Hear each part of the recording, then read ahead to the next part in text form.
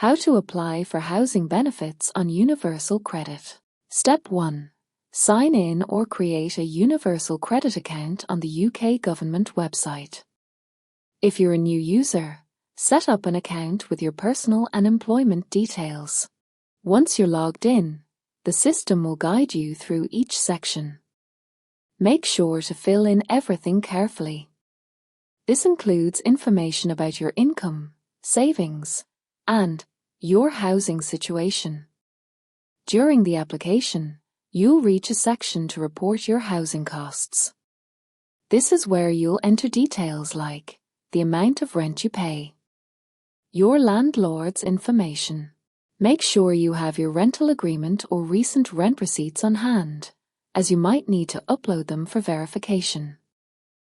The Universal Credit team will look at your details and calculate how much of your rent they can cover. Once approved, your housing costs are added to your Universal Credit monthly payment. And that's it. Thanks for watching.